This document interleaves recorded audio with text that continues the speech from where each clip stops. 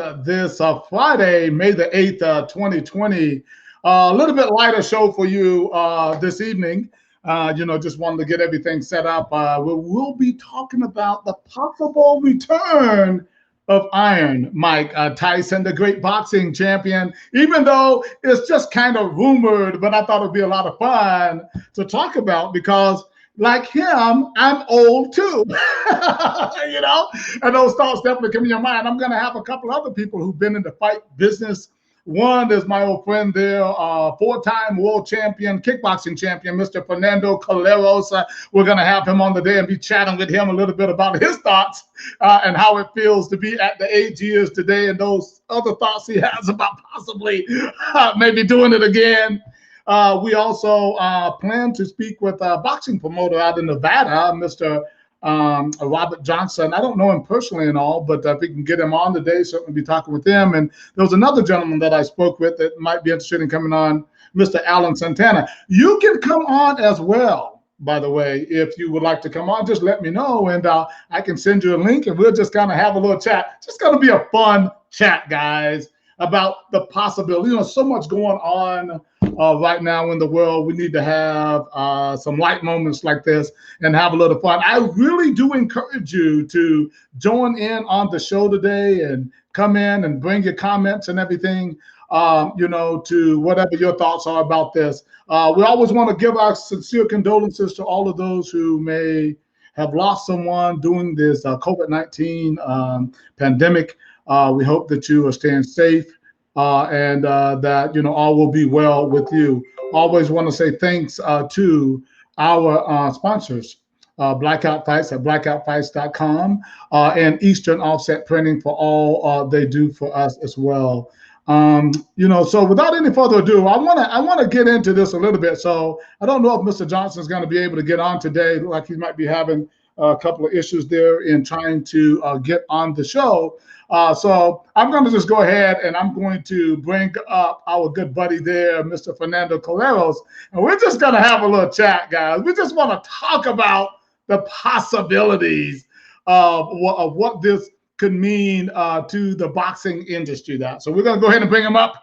There he is, ladies and gentlemen, Mr. Fernando Calleros. How you doing, sir? Johnny Davis Live. How you doing? I'm doing great.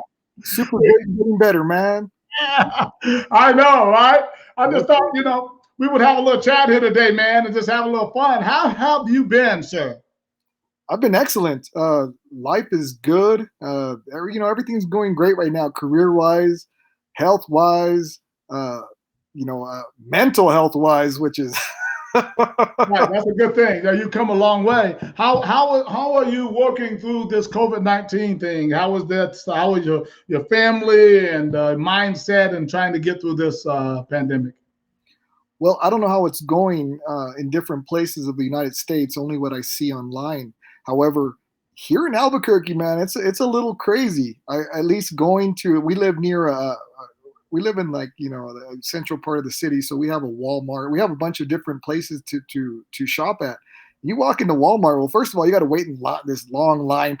Half the people are wearing masks, or not even half. It's just long lines for stores, people acting weird, or maybe it's just me. Shoot, I don't know anymore. There's a sense of weirdness in Albuquerque, with this COVID-19, and so who knows? We're supposed to reopen phase 1 at least May 15th, but our governor is leaning towards not. So who knows? I think it's 62 days a day we've been in quarantine. Are your cases increasing? I mean, as far as the deaths, are they increasing right now? They're increasing. Well, today's number was, I believe, 102 confirmed positive and 2 more deaths. I think we're close to 200 deaths and around 4,800 confirmed positive COVID. Yeah, my condolences to the 200 deaths, but the families. But I mean, when you think about New York, who were up like 700 a day. New York is bad. Hey, what's crazy about that is that's crazy. They're saying that the last groups of people that have been coming in have become positive and they've been at home.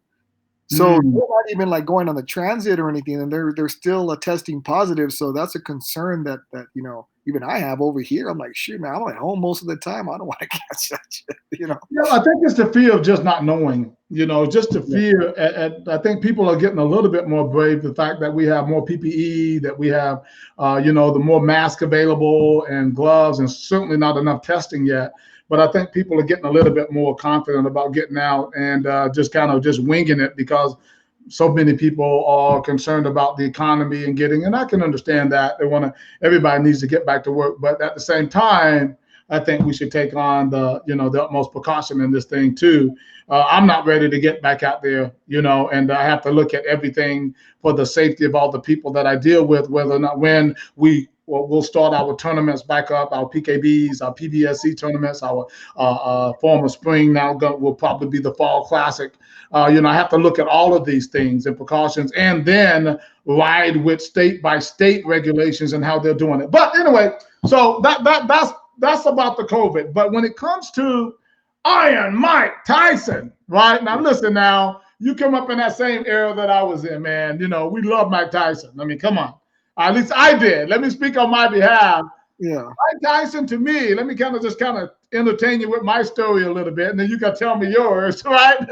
But my thing with Mike Tyson was that, yeah, he had a lot of ups and downs. There was a lot of crazy things that happened in his life, and he started really early, but I tell you, he was a monster out there in the ring, and it inspired a lot of guys I know like me to be a little bit more ferocious in the ring, which unfortunately or fortunately you kind of have to have in order to be a good fighter. You can't be in there and be the nicest guy in the world, right?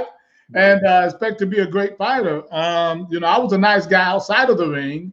But at the same time, to be honest with you, Mike Tyson taught me that, hey, you got to have a little bit of bad intention in there, and that's just real talk. But if this is too much for some of you people, you might not want to check out this show. But it's just real talk that fighting is fighting. And I had to learn that, by the way.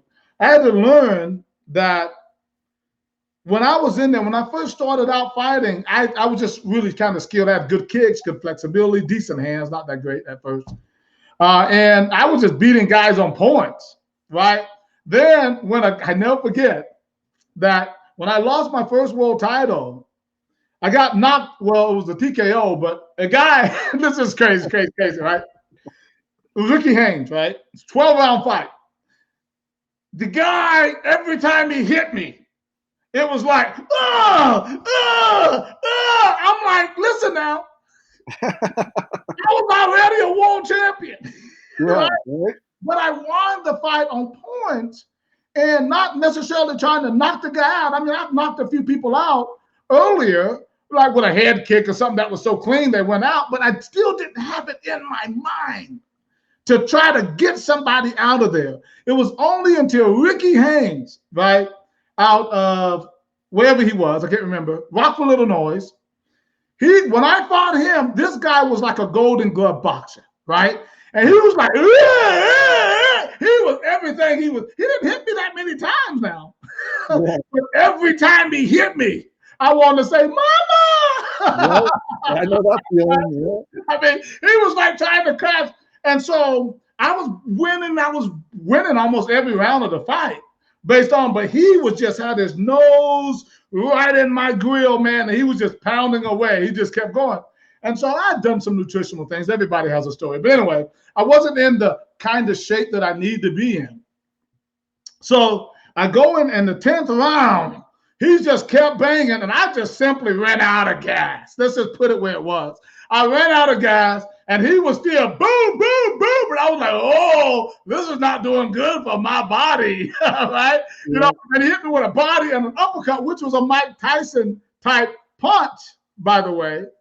And I went to the canvas. I didn't go to the canvas. Hey, let's be honest. The canvas just got closer to my face. I don't know how that worked. Yeah. But anyway, so when I got up, the referee, JT Will, rest in peace, looked at me and stopped the fight. And I wanted to hug him. I wanted to just kiss him. Like you said, sometimes it's just time to get out. You're just done, right? But After that fight, I remember having a different attitude. I was like, man, I got to get guys out there. So my first fight back, I fought Larry McFadden over there in Atlanta, and they said I lost like by a half point. I'm like, are you kidding me? I gave the guy a standing 8 count in like the 4th round.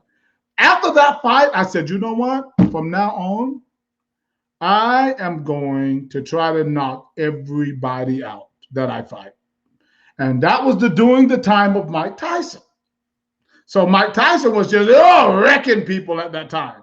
So I said, I'm going to be that way too. So I brought up this thing about Mike Tyson and Sugar Ray Leonard because I had that finesse too, right? So I put that combination together and it made me a better fighter. I was out there trying to knock people out after Mike Tyson. And also he inspired me to be a better fighter. Tell me your story. What was your story about Mike in your day there, Fernando? Man, Mike Tyson was a monster in my eyes, and in a good way. A lot of people that aren't fighters, they don't know these terms. Like when we say, right. What do you mean he's a beast? He's a devil now. He really was. But man, Mike Tyson still to this day brings, I wouldn't want to fight Mike Tyson in or out of the ring. You know what I mean? I don't care. Right. He was just unfortunately, like Ali, right? They took him away for a few years. He was out of the ring for a few years in his prime. I don't think he ever would have lost him or Muhammad Ali. Just watching him just knock people out, and then his body movement. That's what even though I was only in Kenpo karate at the time, I think I was at the beginning of my amateur career. Mm-hmm. I knew that the way he was moving and bobbing and weaving and punching, that wasn't a normal heavyweight, man. Not the way he did it, man. He would come forward, slip those punches clean, and then body, head, body, man. It was just awesome, man. Right. He inspired me, and then watching him do his interviews and so forth back then. Man, he motivated me to become a better martial artist, and I have to thank him for that. But and he went through his, I got to tell you, I don't like bringing this up all the time. It just is what it is. But when I was in college, recently, when a few years back, one of the last. I don't know what you're gonna say, but go ahead. I was in Penn State College, folks. No, but when I one of the last. Now I get it.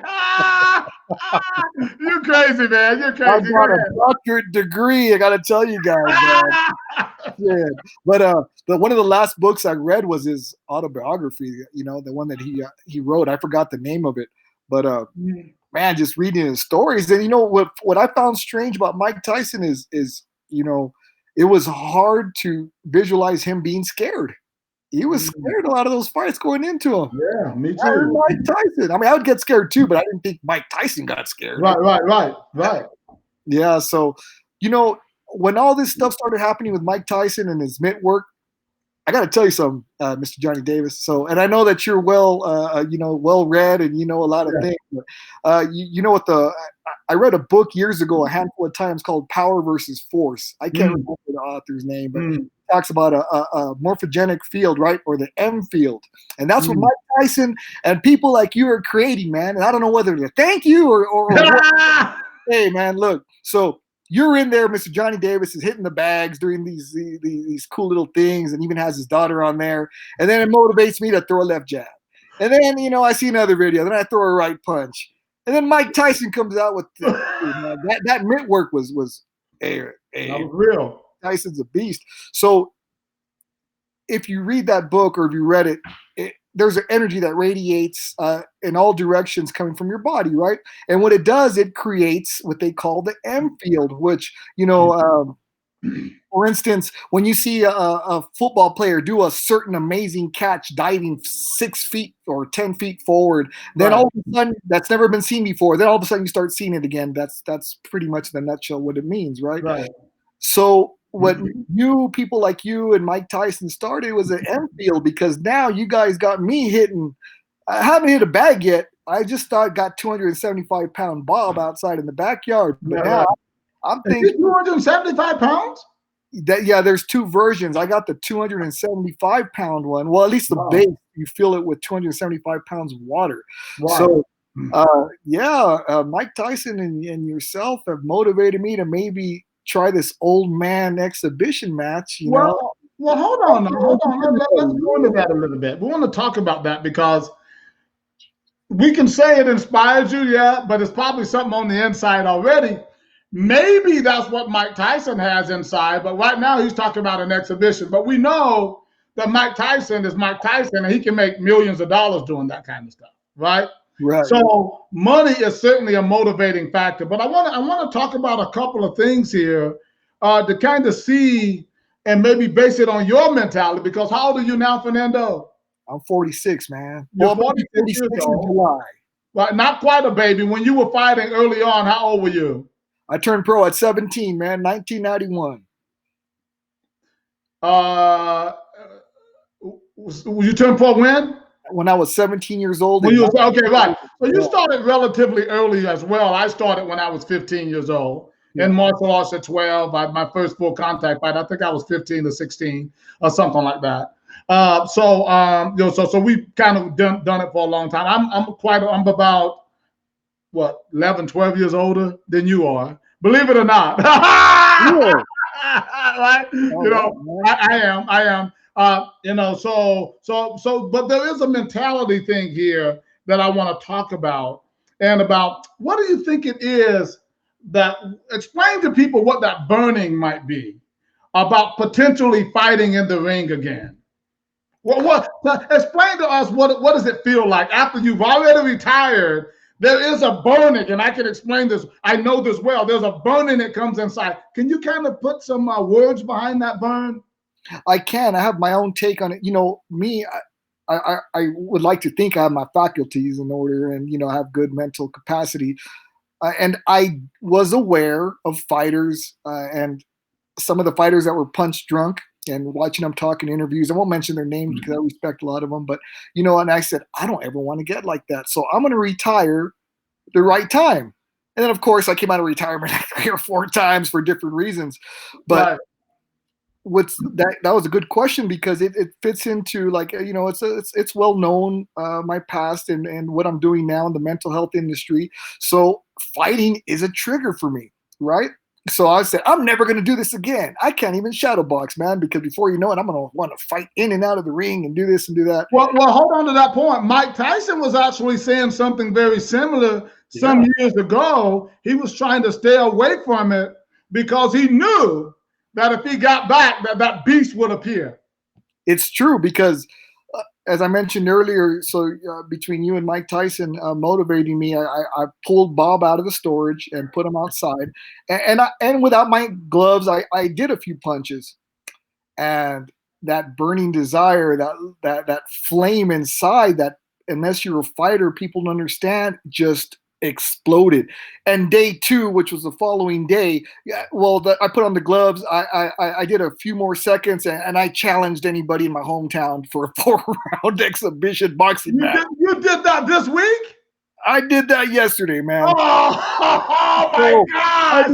So if that gives everyone listening and watching an idea of that potential fire that's in a fighter, it's hard to quell, man. I'm telling you, once you get it burning again, I feel like, and then you see, as you know, Mr. Davis, I don't want to think I still have something and go in there and then you get punch drunk. But of course. Let me say this, since you said that you've been spotted. I also want to recognize someone who's on the show right now, who's checking us out here. Mr. David Porter, and David made an interesting comment. See, can I get David? He said, if Mike's mind and brain are okay, I say let him fight. If you suppress that deep desire, it's almost too much to bear. I think he's right. There is something there. I know that is deep and unyielding. Thanks for the platform. I think he has a point, no doubt about it, about there is something on the inside that will burn for a long time. Now, fortunately or unfortunately, you said I'm inspiring you with my workouts. I'm not trying to do that, Fernando. I work out because I just stay in shape, and I have some skills left at 58. Well, I'm 57, I'll be 58 coming up in July. But I have some skills, so I'm just trying to teach people now. I'm just trying to show people, that this is the way you do this, because I have a lot of knowledge, but I put a lot of my energy in other places. Now, what I'm really doing and what I've done, speaking to David's point, is that I've taken some of that energy and I put it into helping other people, training. I train some professional people and stuff like that occasionally. I do special, train the trainer stuff and some seminars occasionally, right? But writing, doing my PKBs, doing my tournaments, and working with all my promoters across the country, really around the world, that has given me there's kind of like douse the flame a little bit, right? Because it's still energy, but it's just going in another direction as opposed to getting in the ring. So let me be clear. At 58, unless I could make a lot of money, right, I would not step back in the ring. But you're saying right now, for no money, that you sent out invitations to get back in that ring because of that burn. Yeah, I mean, not necessarily for a real fight. An exhibition bout. But if you've ever been in an exhibition bout, they can turn into a pretty good sparring match. You know, and I mean it on a serious level. Now, I just I don't know, man. It's that burning desire popped up, and I put the challenge out, and if someone calls me on it here in town, and the promoter is willing to make it work, and if we could fight in honor of suicide prevention and alcohol and substance abuse prevention, I'll do it. And Jean-Yves Theriault just did, the great Jean-Yves Theriault out of Canada. One of the greatest world middleweight champions in kickboxing. He just did some type of charity event like that. I think it was last year, to help raise some money, and I think they did pretty good. Now, interesting enough, Doug Dickey, who's also a well-known fighter back in the day, and I think he's still a trainer, he said Marvin Hagler never hit a bag again after retiring for the same reason Mike Tyson stated. He's absolutely right. Now Marvin Hagler, on the other hand, was someone who, he left the game and just left. He just never came back.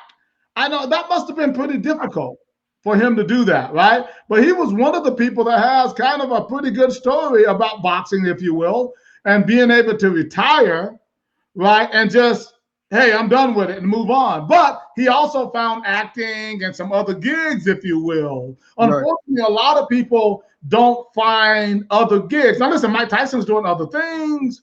I think he has a special farm out there that he's kind of involved with right now in the cannabis industry. I think he's definitely, he does. I mean, it's an industry. It is what it is. And he has some other things. And his name, let me tell you something. Mike Tyson is still so famous. I was at a fight not that long ago, but maybe a few years ago, and Mike Tyson was introduced.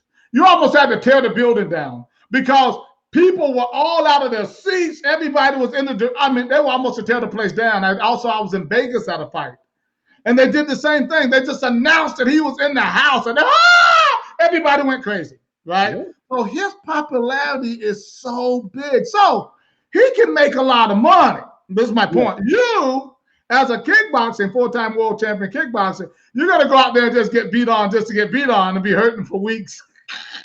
Hey, well, am I right? No, you're right. That's why I said boxing only. I said hands only. That was my challenge. I don't want to be. But still, he can do an exhibition and make perhaps millions. You or myself will go out there and do an exhibition and not hardly make anything, but you're going to have those bruises and everything on the next day. Right. Well, I was thinking of doing one for charity, so not even really making money, but I know what you mean. If I really wanted to do one where I was looking for some financial gain, it would already be stopped because I don't see any potential for that anyway. Yeah, right. You want to just get that. There's a lot of anxiety that goes into fighting and training, right? Right. But let me tell you something, man. And Jerry Pettington, I'm going to get to that question that you have as well. But I remember once when I was in my mid-40s, someone kind of challenged me to a match. So I'm like, I really don't want to. It was a PKB match they wanted to do. And I'm like, really, but they challenged me. I said, okay, what the heck, you know? So I started training. Yeah. I don't know how bad. I hurt so bad, it wasn't even funny. I was hurting so bad, I couldn't wait for that to be over with. And then the guy backs out on me. I said, okay, that's the end of that. You're not there. And I've not even thought about getting in the ring or anything since. Hey, now Mr. Pennington breaks up a good point, Pittington. He says that anybody who can pass a physical should be able to box. What do you think about that? No, I believe he's correct. But, I mean, look at one of the greatest well, I don't know if he was super middleweight or light heavyweight, but Bernard Hopkins, look what happened to him, man. You know, I mean, he's still a great fighter at 50 something when he got beat up by I can't remember who he fought, but I think it should be stopped. I don't agree with that. I don't believe. I think we should be saved because our egos and our mind make us believe we still have a few rounds left, and we need someone to save the 49s, 50s, you know, say, hey, you know what, these guys can't fight, man. Come on. So you're saying that we need to be saved from ourselves? Yeah, I think so, man. Because look what I'm doing. So what you're saying, you don't agree with Mr. Pennington there, that just because we pass a physical, we shouldn't be able to fight? Well, let's say a 61-year-old passes a physical and wants to fight. I mean, and you know what? You know, maybe the 60s, maybe it's the new 30s or 40s these days that they say. Right, I was going to bring up that point as well. You know, I have a lot of respect for people. Man, I know some people in their 60s right now that who even I believe might be able to do 1 or 2 rounds in the ring. But, you know, there's a fine line right there. Bones are brittle, man. It's a little different. Hold on now. Now, I want to be clear here. Yes, sir. Let me be clear. Oh, you young bucks out there. If I could make enough money to make it worth it, I think I'll take a lot of people out. A lot. I will go right into the contenders, and I guarantee you that I would knock most of them out. Let's be clear. My problem is not so much because I never drank, I've never smoked, never done drugs. I have a pretty good system, okay? And do I have some injuries in my knees? Yes, I ache. Yes, all of those things. But if motivated enough, which I don't think anybody can motivate me that much right now because, you know, it is what it is, I could go out there and do well. So if I really wanted to do it, and could make good money doing it before all of my skills eroded, I'm not saying I wouldn't now. Are you saying if the right circumstances arose, you wouldn't do it? Oh, man. Why'd you have to ask that question? Man, oh, yeah. Real talk, real solutions. Yeah, you know, me specifically, not necessarily Muay Thai, but like a boxing match, even like you know, a contender. Shoot, man. If the right situation came up, the answer would be yes. Let's go. Well, this is my point. So let's talk about Mike Tyson and his mentality and his health. As far as I know, he's pretty healthy. Have you heard any different? I mean, no, he looks super healthy. I mean, except for the gray hair. Wait a minute. Hold on. All of us have gray hair. I have gray hair too. Me too. That's why I'm wearing this hat, man. You might not see it because I'm just like Steve Harvey. You know, they're wondering. You know, I mean, you know, and all that. But so it's not the gray hair. But I think that he, if he is at that age, and I think healthy wise, I think he's doing good. And listen, the healthy is in the person and individual and lifestyles and things like that. Oh, let me just comment on what Jerry said. Jerry said, if a lady 96 years old can skydive, people healthy enough at even 55 can box if they have the experience. I think what he might be saying too is that 55 or 60 might be the new 45 or 50 in this day and time, and depending on how we eat and how we take care of ourselves. What do you think about that? Again, I agree. I do agree with what he's saying. What I'm trying to do, it's not that I'm a hypocrite, is that I try to do other types of self-talk so I won't be an old uncle thinking he still got one last fight. You know what I mean? One of those crazy uncles that talks about his high school football glory days, fighting at the pits and stuff like that. Like, my crazy uncles, they're little, right. And then, but I agree, I think, but still, I also think there's an age where maybe we should be protected. I don't know what that age is. Well, like I said, I have the PKB for people who don't want to get knocked out. That's semi-contact. Anybody can do that. I've had people 60. I think the lady was one, even 70-year-old do that. Anybody can do it. I mean, there's certain levels of fighting as well that you can get in. Like you alluded to earlier, you wouldn't want to do Muay Thai, but you would do boxing. The reason why you don't want to do Muay Thai because they're gonna tear your legs up. You're gonna be able to walk afterwards, right? That's all what it is. That's the real reason.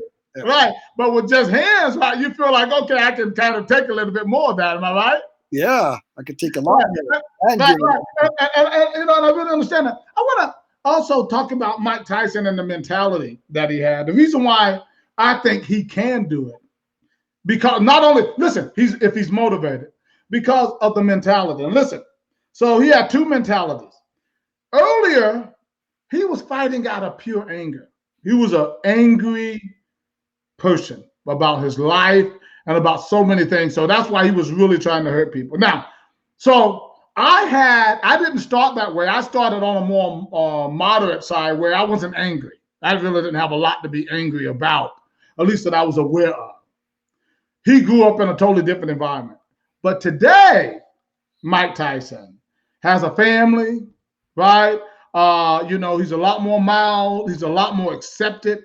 The media is not quite as hard on him and everything and all. And so he doesn't have quite the same reasons to be as angry. So now he would have to kind of motivate himself to use his skills, not to try to maybe break people into pieces, but to try to win from a sportsmanship level. Does that make sense? Yeah. So the mentality is different. Now also having a purpose is something that could also be motivating if he has these charities and things like that. For him to go out there and fight and make millions and be able to donate tens of thousands to these things, that's a purpose. And so that's a whole different mentality. Then he has kids, right?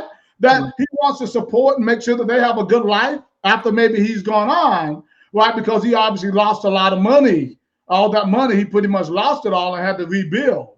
So what do you think about that, Fernando, when it comes to that mentality and having a reason? If you had a good enough reason, especially financially, right? Or maybe a good purpose charitably, right? Do you think that might be more inspiration for you? Yeah, of course, there's a lot of motivational, factors that can play into that. And money for sure, there's no point to lie about it. Of course, money. Someone says, hey, Fernando Calleros, do you want to box whoever he may be for $1 million? I won't even think twice, but, also,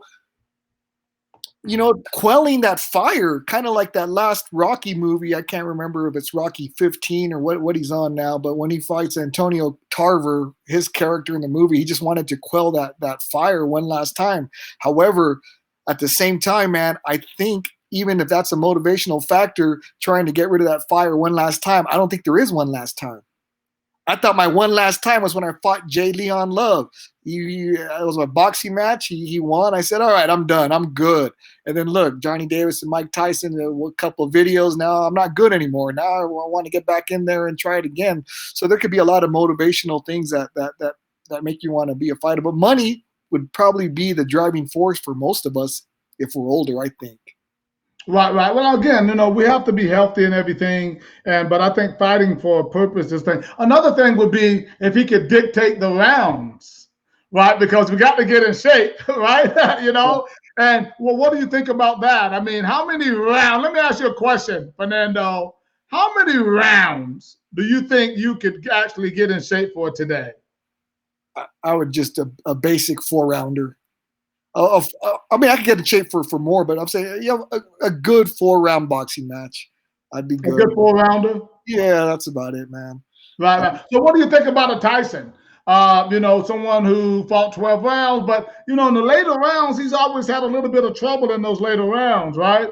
So, what do you think if he were to come out and dictate what the maximum amount of rounds? Because he's gonna make millions anyway, right? If he gets in that ring, I know for a fact if they tell you that Mike Tyson is going to fight, whether it's exhibition or a real fight, Johnny Davis is gonna get that. He's gonna get that pay-per-view. Yeah, sure. I'll buy one. Fernando Calleros is going to get that pay-per-view, and millions of other people are going to get it. Right. That's just the way it is. Why not make the best out of life? Right? Why not, like in Pennington, Mr. Pennington says, he said his heart is stone, but his left hook is also rock hard. He knows him well. He knows that. He thinks that Mike Tyson is great. So do I. And he thinks that he can do it as well. So why not let him do it? That's the big question as well. But I think that if he does it, having the limited rounds, right, would probably be in his best interest. Would you say? We wouldn't be talking about 12-round fights. No, I think a good 4-round, especially with an exhibition. I think a good 4-round boxing match in an exhibition is good. I mean, any more than that would be. I don't think that's an exhibition match, really. Well, I'm talking about exhibition or a real fight too. Really, to be honest. But here's the problem that I have, even with Mike Tyson doing an exhibition. Power is the last thing to go.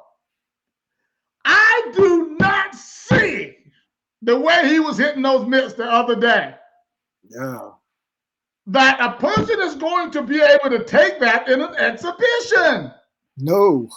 I don't see that. Because I mean, you suppose you can have on 50-ounce gloves and you can feel right. Oh yeah, he's gonna smash you, man. Right. And that's the thing. That power is the last thing to go. Because listen, right now, thank you, Jerry. Appreciate that. We're just having fun, man. But the thing about it is that like right now, I feel like at 58.7, I'm not supposed to say, I don't know, whatever, 57 years. I don't want to rush it. Right. But I feel like right now, to be honest, that I hit harder at my age now than I did when I retired when I was, and that's another thing too, I got to talk about that. I retired when I was 25, 27. That sounds weird to people because that would be in your prime, but I started at 16, right? 15. And so I retired. By the time most people were just getting started good, right? So retiring like that at that early age kind of preserved me. Someone brought up the idea that Mike Tyson, he lost his last couple of fights. I have a theory. When you start as early as he did with all the fights and all those rounds that he did, your body get beat up, you mentally get beat up, and he had a lot of other pressures. Sometimes you just get tired. You get tired. And I think Mike Tyson got tired in those last fights, with all the divorce, all the other charges. I thought he got tired. What of this theory that all he needed was some time off? He was resting. He wasn't still fighting. He wasn't doing things to really beat himself up. I know there was some other allegations about whatever. But for the most part, physically, he might have just been eating a little bit and everything, gaining a little weight.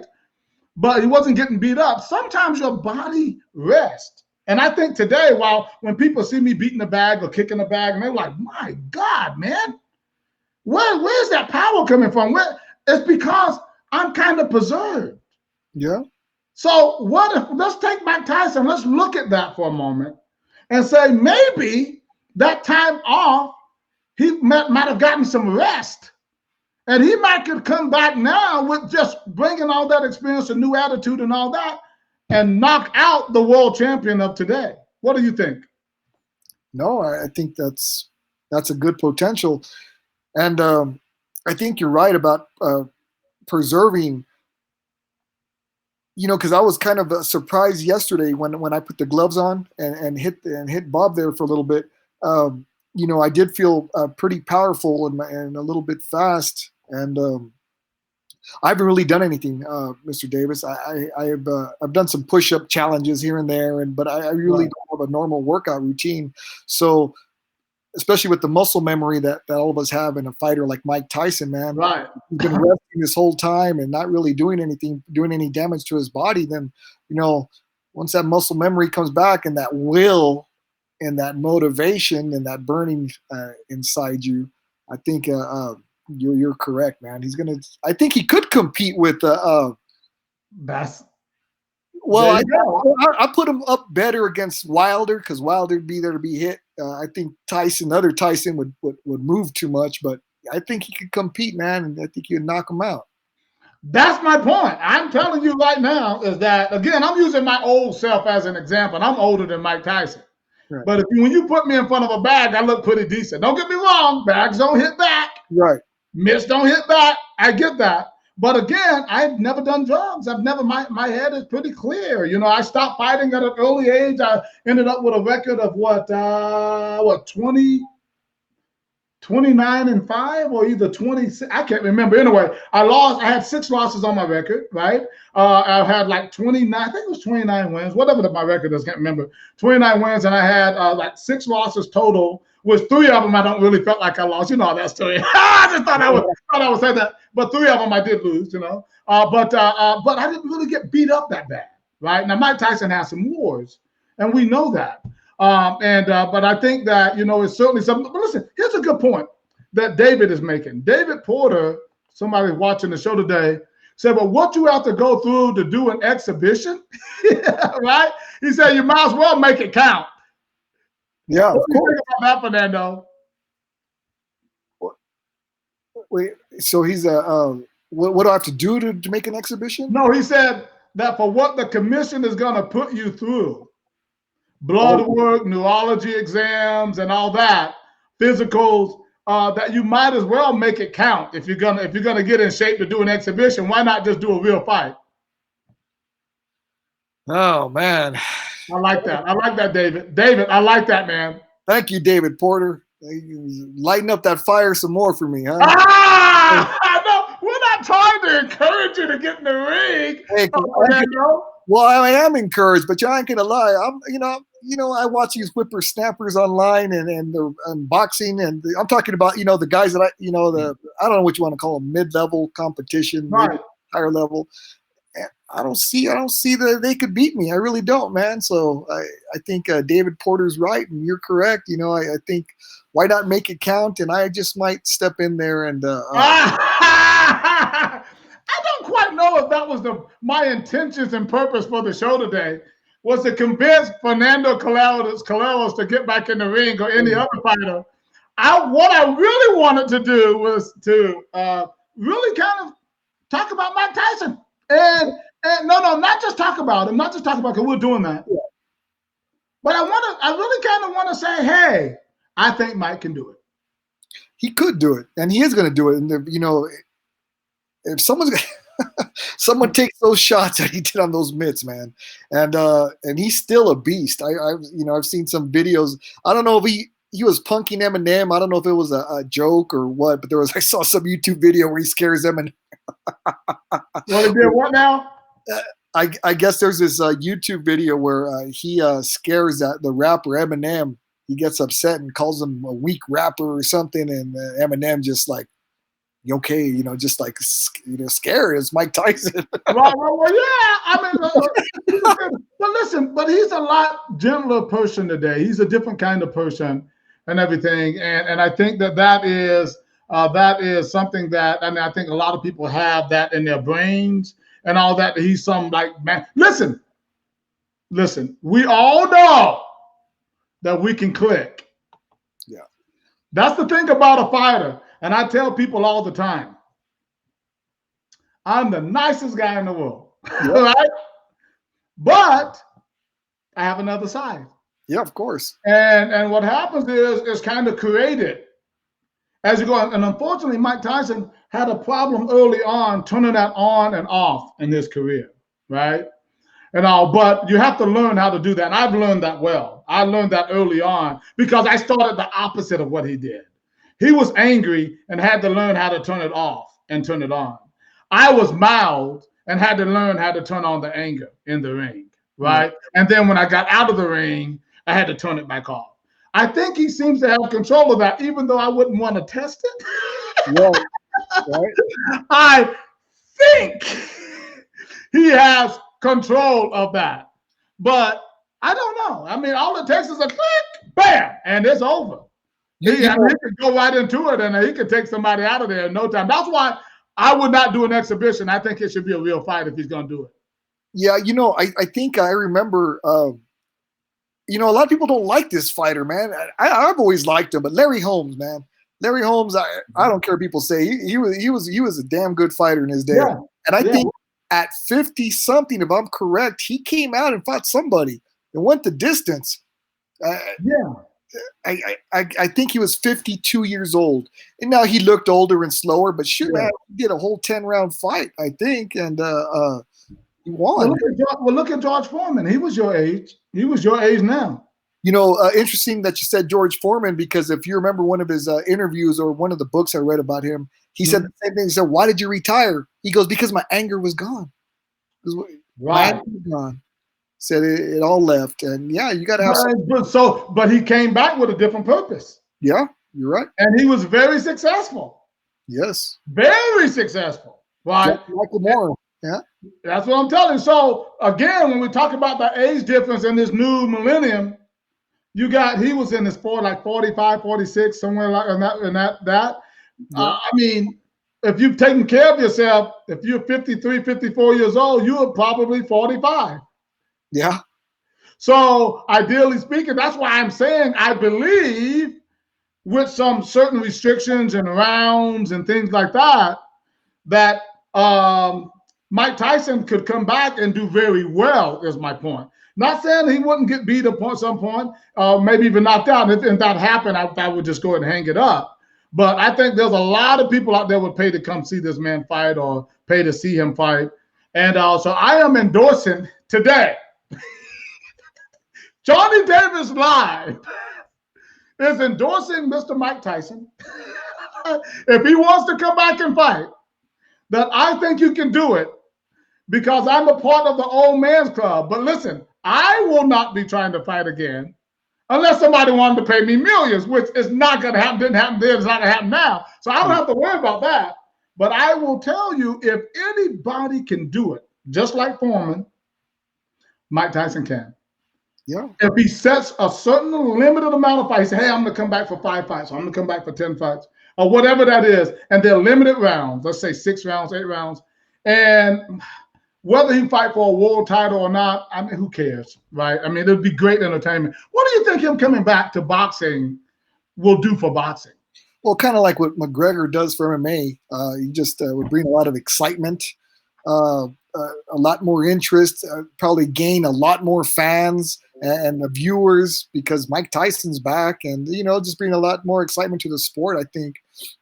So it'd be good for the sport of boxing if we came back just to reamp it a little bit, because right now no matter what people say, Wilder and Fury was a good fight, and they have Canelo, but it's still the boxing is just not in the forefront like it used to be. Right. Right. They didn't have the same types of fighters like De La Hoya and the Mosleys and the Pacquiaos, and before them there's the Leonards and Sugar Ray Leonard, the best of all time, and Tommy Hearns, and Marvin Hagler was a beast, man. I don't care. Oh, yeah. He was a beast. He did lose that last fight, but he was a beast. The last fight with Sugar Ray Leonard. Yeah, man. He just. You felt like he lost that fight? Leonard was a little bit more active, man. That's all it was. A little bit more active. I think. A lot of people don't agree with that. Yes, I do. And I've watched that fight probably 15, 20 times maybe. Yeah. And, It was, man, just Sugar Ray Leonard, that was his time to shine. But Fernando Calleros, nobody in the sport of boxing, I do endorse the master of mean, the king of sting, Iron Mike Tyson, to do this exhibition and potentially fight again. I think he'd do good against the fighters of these days. Oh my goodness. Fernando Calleros, you just reminded me of something that I used to do. And I'm going to just throw it right off right now for my audience out there. You just reminded me. I didn't even think about it. Yeah. I'm going to show you how much I like Mike Tyson.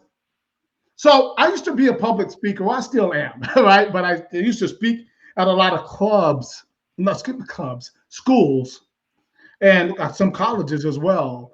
And I was a motivational speaker about, culture, history, being your best, striving, and all that, right? So when I would go to the elementary schools, and I got some great pictures I put online of all these people flanking me and all these autographs and stuff I used to get. At one time, I was actually run out of a school just by, like Michael Jackson used to be chased.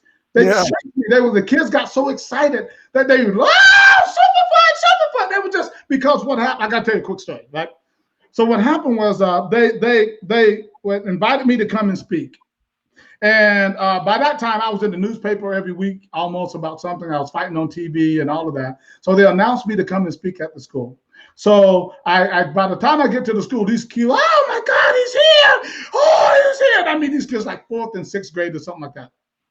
And I spoke to these kids. And then the teacher said, okay, would you like to come to our class and speak to these kids? I said, well, sure, I will. So I go to the class. Real story. I'm in the class. I start speaking. And all of a sudden, I hear all this noise and this calamity going on in the hallway. People were like on the doors. Ah, he's in there. He's in there. He's in there. And they were going crazy. They lost their minds. I'm like, what is going on? The teacher said, you kids get back. You kids get back. And they wouldn't do it. They kind of not bust the door down, but they finally opened the door. They came in. And they just started pulling on my clothes. Oh, he's here. Oh, and they were going crazy. And I was like, what is happening? Yeah. I had to run out of the class. There was like 30, 40 kids running after me. They used to have a fence around the school. And I ran, and the teachers was running behind the kids. You kids better come back here. You come back. And they were, super fun. Okay, there's a point behind this. Right then, I knew, wow. I had to jump in my car and fly off. I said, oh my God, I'm famous. All right? And so it was a weird feeling. So I know Mike Tyson had to go. So now here's the point. So when I would go to those schools, I came up with this rap. Now, I haven't done this rap in a minute, but I'm going to see, can I pop it off? Oh, shit. Yeah. What? Let's hear that, man. You just brought it up because when you said what you said, there's a couple of words in there that reminded me of words that were in my rap. So I'm going to give you a quick little version of it. I can remember. Okay. All right. I also was a fan of Michael Jackson, so that's in there too. Yeah, me too. Yeah. I said, hey, I'm a jack of all trades and a master of none. I'm like Kentucky Fried Chicken. See, Kentucky Fried Chicken, they do chicken right. And me, Johnny Superfoot, I do kicking right. I'm like Mike Tyson and bad intentions. I'm like Sugar Ray, fleet of feet, knocking out everybody I meet. You know, I'm bad. All right. That's right. So that's how much I was into Mike Tyson. Yeah. And, and people like that and all that just inspired me, to just be a better fighter. But I think in essence here, having this show about the idea that Mike Tyson might return to the ring is exciting. And I think boxing needs it. I think we need something. Look, first of all, hopefully, we're going to be able to even get back in an arena again. How about that? That's right. Yeah, exactly. And that's real talk. Let's make sure that we can get back in an arena again and to start having shows. Obviously, as a promoter, too, I'm looking forward to that happening and everything. Fernando Calleros, I'm working on another show. Maybe in June about fatherhood and stuff like that. Oh, yes. Yeah, and I want to bring you back on with some other guests We're going to talk a little bit about the subject right there, isn't it? Oh man! Hey, Ah! I just got my letter today signed by Donald J. Trump, man. Oh, yeah. Yeah. So He said, we're gonna talk a little bit about fatherhood coming up in the month of June, since it's Father's Day and everything. But listen, brother, it's been great talking to you and chatting. I hope everybody enjoyed the show and everything. And you got anything else you want to close out with? No, Johnny Davis and Johnny Davis Live, thank you for having me, man. It's always a pleasure. I love hearing you sing as well. And that was rapping, brother. What do you mean? Right. I'll do the singing another time. All right. Hey, Fernando Calleros, thanks so much for coming on today, brother. Thank you, sir. You all take care. All right. That was Fernando Calleros and I having a good time there talking about Mike Tyson and whether he should fight again. Like I said, my endorsement is simple. I think he should if he wants to, if he's healthy, make some millions out there, then put down the gloves and have the rest of a good life if he wants to do it. This break that he's taken, I think, has been good for him, to be honest with you. And I know I took a long break. I'm pretty well preserved overall with a few aches and pains and stuff like that and all. And sometimes rest is what you need. And all. So, hey, whatever he does, I wish him all the luck. Maybe he'll come on my show and we can have a chat. Who knows? Mike Tyson. Open invitation to you, sir, to come on Johnny Davis Live. All right. Hey, guys, thanks so much for watching today. Hope you enjoyed both shows that we did today and all. And I hope everybody's staying safe out there. And remember to always respect each other. Fort March, this is Johnny Davis Live, and I'm checking out. Talk to you soon. Bye-bye.